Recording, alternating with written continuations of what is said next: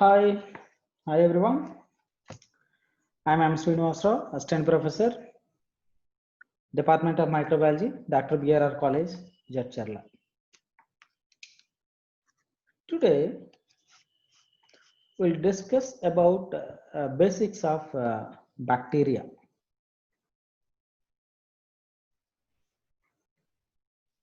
Bacteria. What is bacteria? What is it?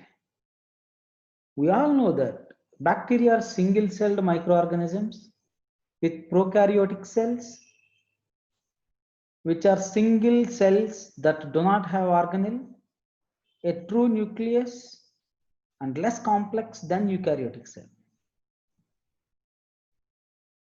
One of the three domains of life, two domains is archaea and eukarya and prokaryotic cells. Bacteria are extremely numerous. Total biomass bacteria on Earth more than all plants and animals combined. When you see the evolution, bacteria first arose from Earth approximately 4 billion years ago, and they were the first form of living life. For 3 billion years, bacteria and archaea are the most prevalent. Bacteria and archaea are most prevalent organisms. From early history, we have evidence that Earth has a 4 billion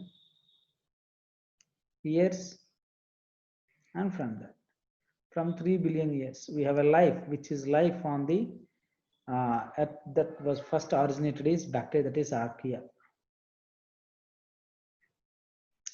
So when you talk about a bacteria, what is a bacteria? Bacteria is a unicellular prokaryote. What is it? Unicellular prokaryote. We'll discuss about what is a unicellular prokaryote. I already told you previously, it's a more simple structured cell which don't have much more complexity, which has a life. And the interesting thing is the whole bacterial biomass is almost all greater than the plants and animals on the surface. You know well, 1/3 of the earth photosynthesis process is carried out by bacteria. 1/4 only contributed by the plants on the surface of the earth. Imagine how great the bacteria are. You may plant number of trees, you may plant numerous things on the surface of the earth, but they are only 1/4%. Rest, they occupied on shore and surfaces of the seas and oceans and streams. And these bacteria are doing a real photosynthesis process.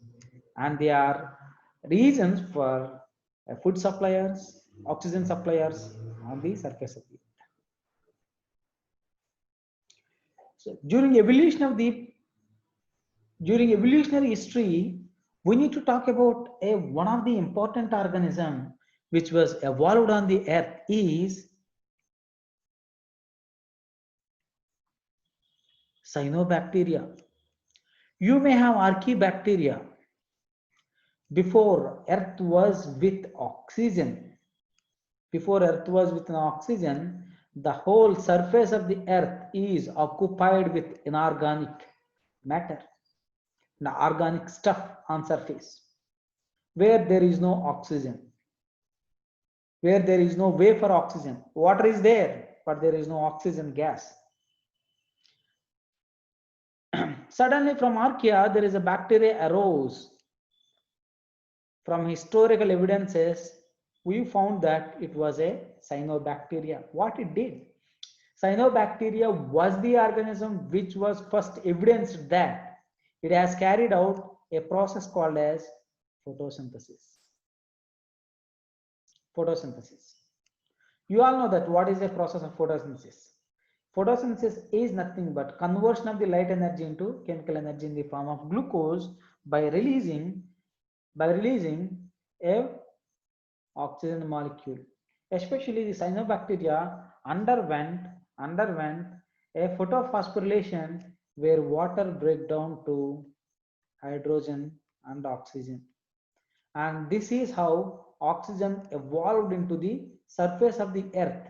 And slowly with this process, oxygen evolution means uh, emission of the oxygen is increased, and then it turned to anoxygenic life to the oxygenic life. Then slowly the habitation of the organisms simply turned towards anaerobic to aerobic. Anaerobic to aerobic. Still it's a peculiarity, and it's an added credit to the microorganisms that they can exist in two conditions. Either they can exist in anaerobic conditions or in aerobic conditions. So the evolution paved a new ways for formation of new organisms. It's all because of a tiny organism, cyanobacteria, paved or initiated a path or a process called as photosynthesis, and then the whole globe resulted into a oxygen balloon. Hence, now we are today on surface of the globe. So whatever may be the previous history, but we need to talk about a bacteria. What is a bacteria?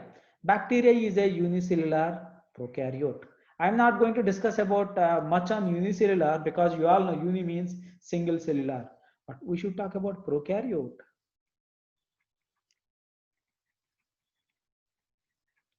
What is prokaryote? Prokaryote simply defines means simply as written in textbooks. Pro means previous or ill or not developed, old, like that, many meanings accordingly. And carry on. Carry on means basically it's a nucleus.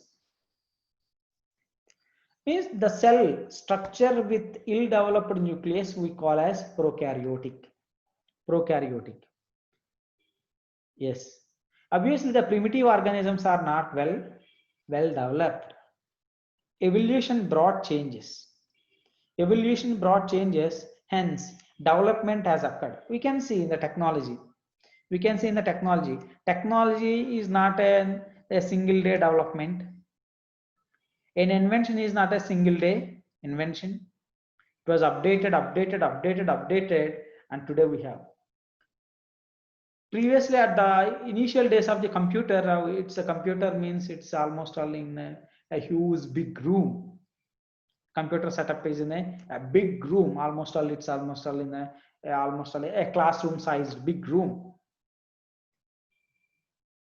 That's the computer initially they made, but later the computer now it is in our hands, thumbs, nails. It's a compacted. How it came? Development, inventions, addition of new qualities, addition of new features, and all these things.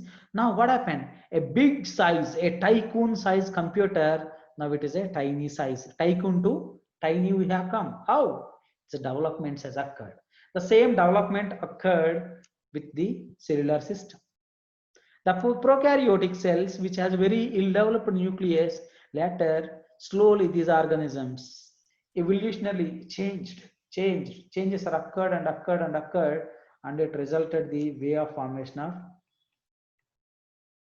eukaryotes. We have eukaryotes now. There are only two cellular systems according to karyons. We have prokaryotes and eukaryotes. When you notice the differences between prokaryotes and eukaryotes, eukaryotes have different kind of things which are more developed and advanced than the prokaryotes. But the work initiated and the work executed by both the cells is similar, but the activity is carried out by different cells in a different manner. Yes, we are talking about a bacteria. Bacteria is simply a prokaryote, unicellular prokaryote. Unicellular prokaryote. How it appears? So basically, where it occurs? Where it present? The bacteria present everywhere. The bacteria present everywhere. We can see the bacterial presence on soil, water, air. These are the three main physical entities subtend our earth. We have soil, water, air. You see any three entities, you will find bacteria. When it comes to other thing, all living organisms, biological, all living organisms, they are the sites for bacterial colony. From animals to plants and human beings to small creatures, everybody associates with bacteria. In other words, we can say our globe is blanketed with bacteria. Our globe is blanketed with bacteria.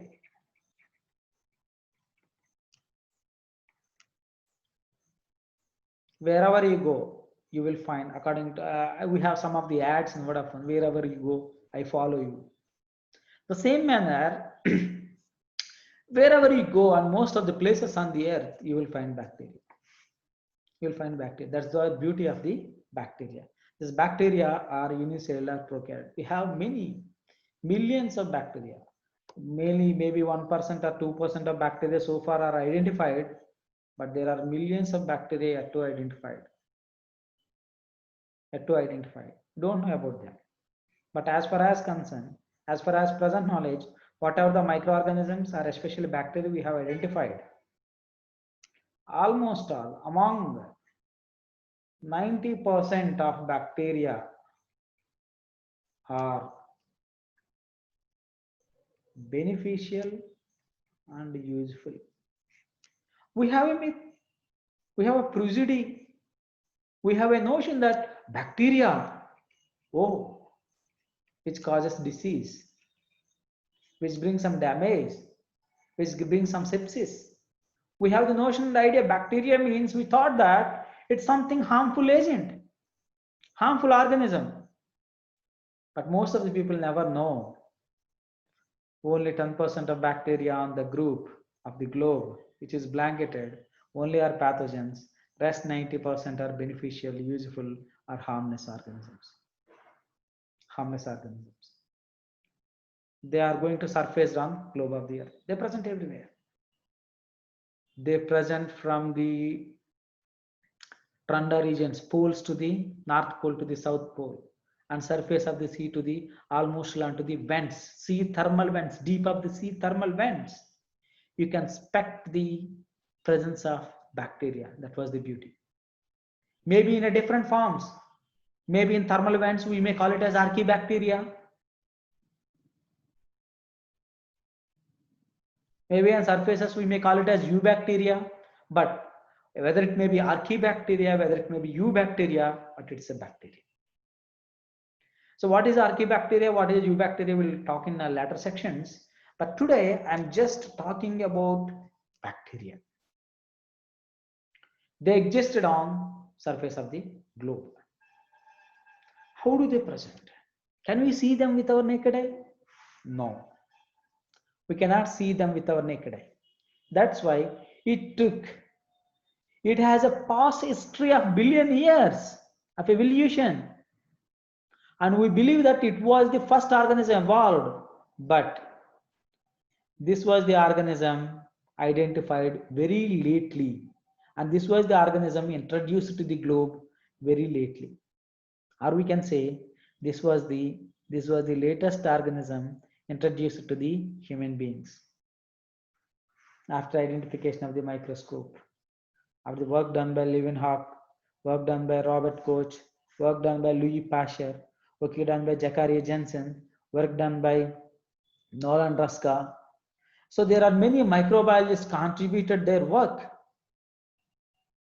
and they struggled and they did hard work, and they told the globe that we have a tiny organism which we cannot see with our eye and which is creating wonders. And then we came to know about a bacteria after invention of the microscope only, because the bacteria size is matters. Size is matters. Almost all the size ranges from 0.2 micrometer to 2 micrometer range. Micrometers.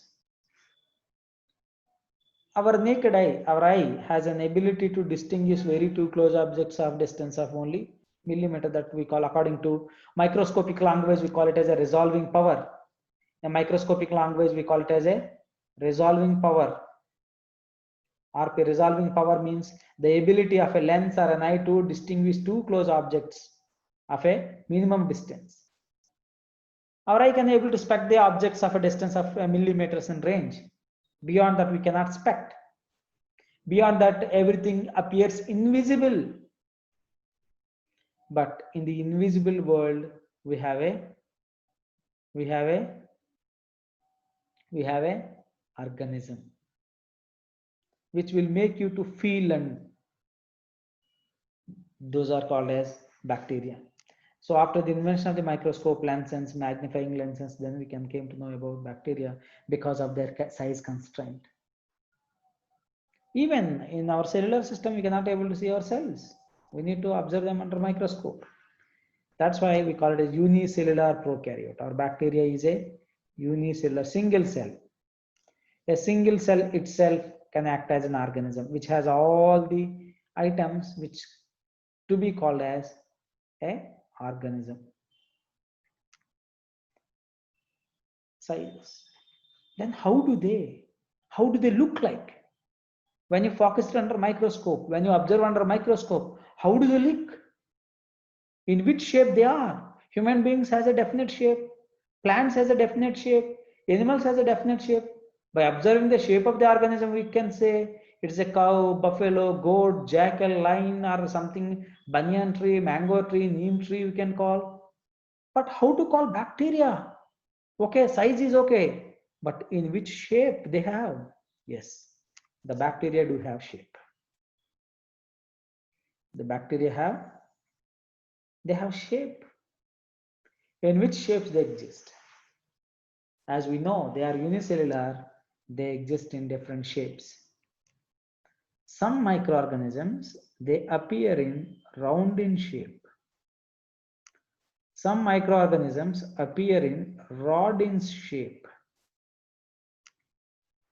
Some microorganisms appear like this, comma in shape. Some microorganisms appear in like this, helical. Now the microorganisms which are in round we call as cocci. The organisms which are rod in shape we call as bacilli, or we call as rods. Comma shape we call as vibrio, and spirula. Like these shapes are there. Shapes are there. But even among these shapes, there are few organisms which are formed in different clusters. They are arranged in different clusters. Among cocci, there are few organisms.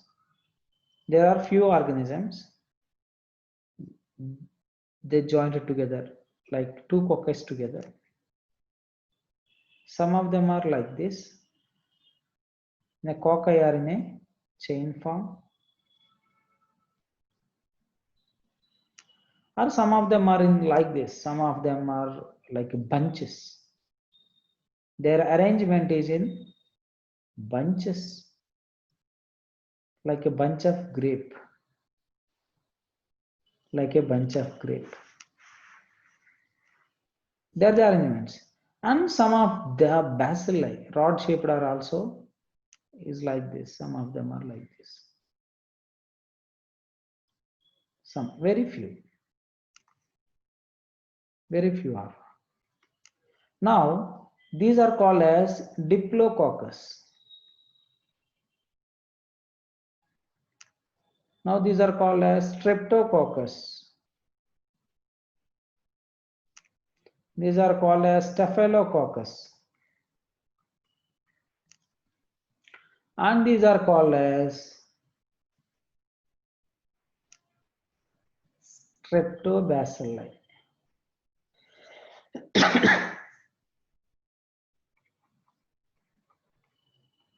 They're in a rod.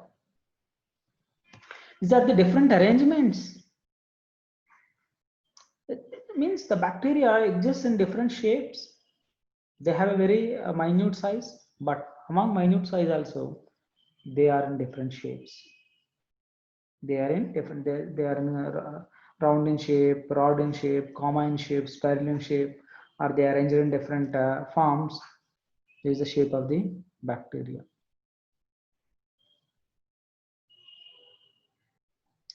Where do they live? I already told you, they live on surface of the soil, water, air, and on all living organisms. All living organisms. What do they do?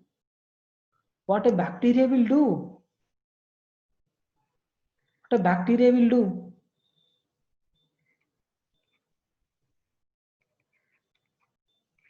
What we do? The same they do. Above all, they are autotrophs. Most of them are autotrophs.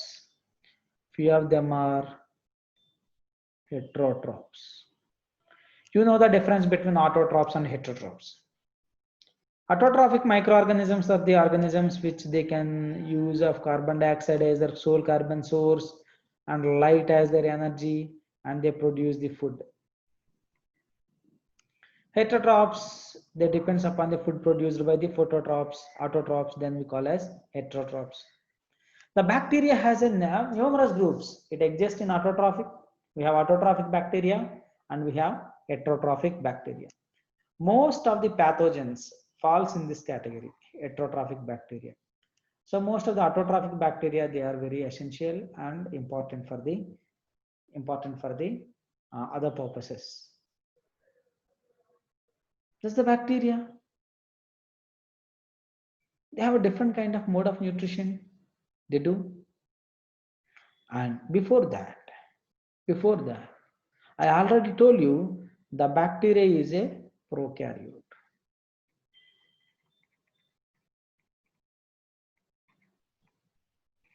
How does the prokaryote appears? So when you see the structure of the atypical bacteria,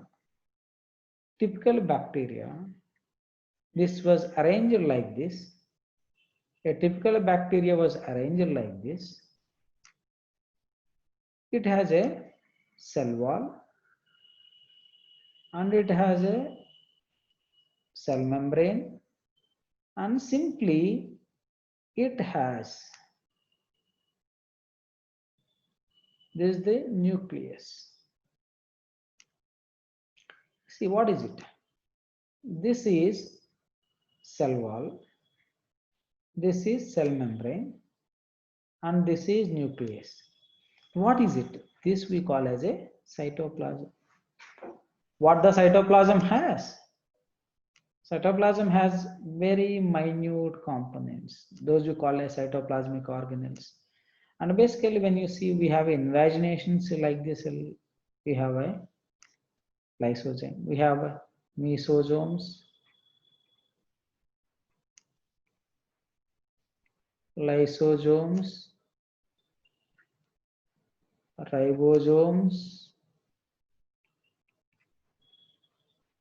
storage granules, gas vacuoles. That's it. We won't have many of the organelle stuff in the cytoplasm. We have very few: lysosomes, mesosomes, storage granules, and ribosomes, and gas vacuoles. When you compare with eukaryotes, it's nothing. Means we can talk like this. Prokaryote cell is like a poor man's house. Prokaryote cell is a poor man's house, because when you notice a hut, when you see a hut, This is the same place. One corner you have kitchen, one corner you have things to keep, one corner you have bed, one corner you have TV, one corner you have something. Means this is the only place where you will find all the things. That eukaryotic cellular system is like a bungalow. You have separate bedroom, you have separate drawing room, you have separate living room, a separate hall, kitchen, dining hall, outhouse, guest room, toilet, everything. That's the difference between prokaryote and eukaryote. Now the prokaryote is almost like a hut of a poor man. But they cook, they laugh, they watch TV, they enjoy, they sleep, they keep articles in the whole small place. But here they do. They also do the same functions. But they sleep in bedroom, eat in dining hall, cook in kitchen, enjoys TV and all the amusements in lawn or hall. They have a specific places and sites. That was the difference. So this was a major difference between the prokaryote and eukaryotic cellular system. What we have? We have a very specificity. We have cell wall, cell membrane, cytoplasm, and nucleus. I will talk on that. We'll talk about cell wall of a bacteria.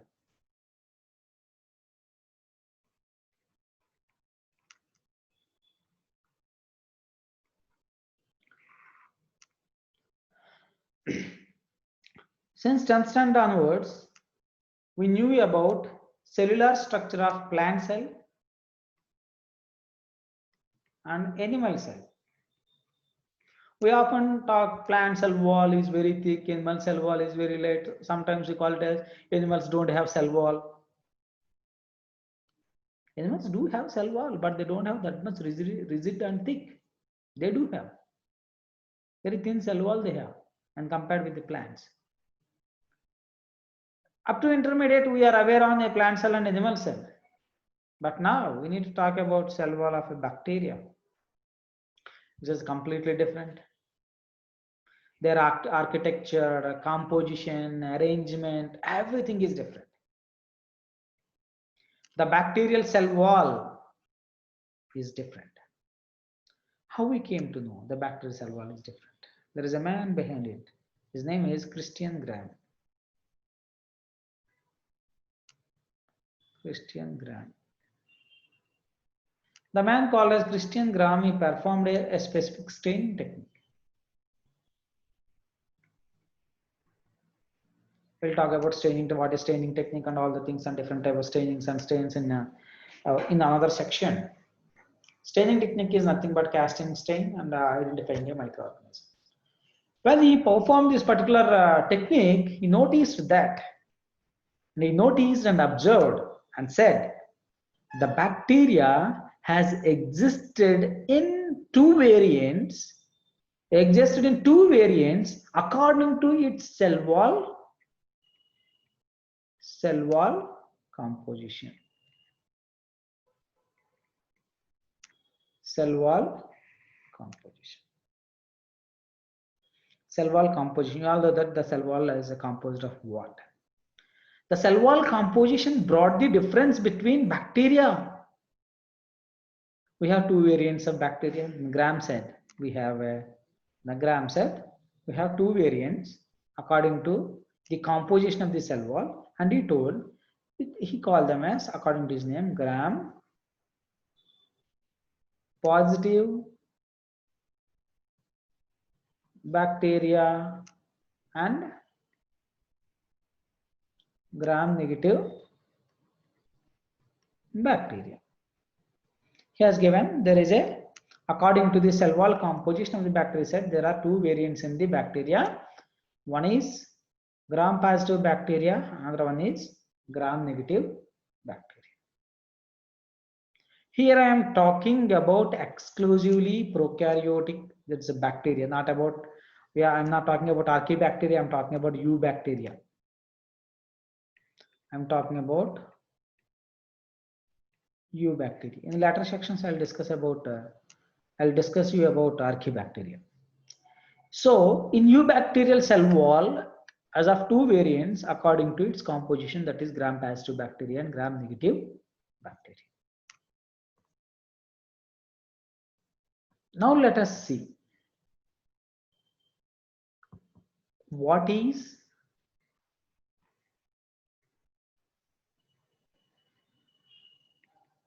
gram-positive and what is gram-negative. In today's section, we'll discuss about what is a gram-positive bacterial cell wall. According to Christian Gram, the bacteria is composed of different components. And he found that the gram-positive cell wall is made by almost all two different kind of components. One is the bacterial gram-positive. 80% of the composition is made by peptidoglycan.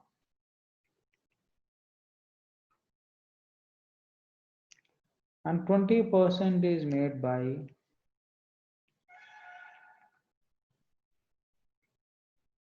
lipopolysaccharides. So when you see here, gram-positive bacteria cell wall,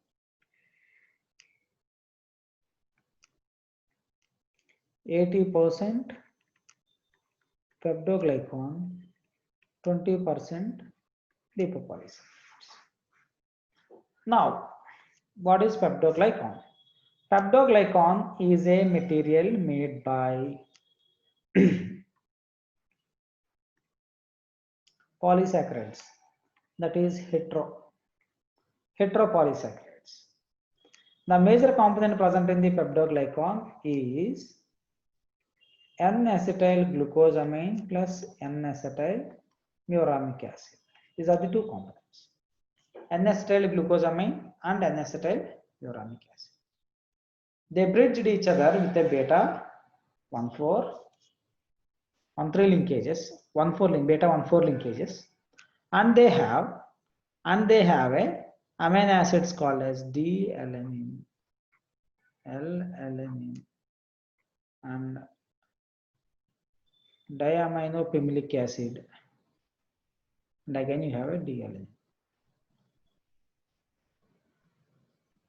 We have amino acids, and so here the gram-positive cell wall, almost all 80%. When you observe the gram-positive cell wall, almost all like this.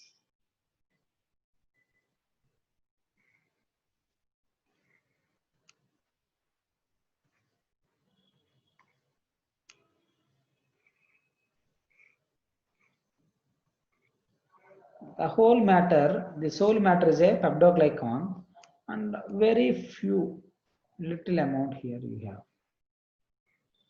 followed by it. This is you have lipopolysaccharides.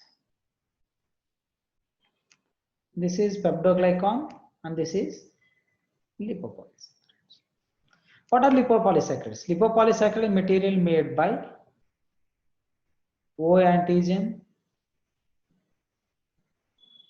core polysaccharides, and lipidae. These are the three molecules: O antigen, core polysaccharide, lipidae. These three together we call it as LPS, lipopolysaccharide. These two are constituted and formed a structure. Because of 80% of the polysaccharide material in the cellular system of the cell wall of gram-positive, then it appears thick and rigid.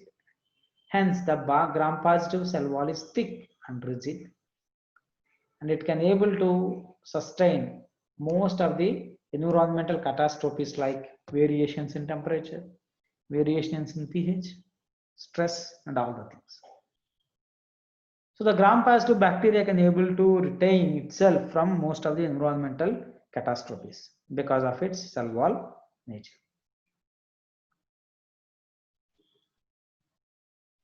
Because of the cell wall nature.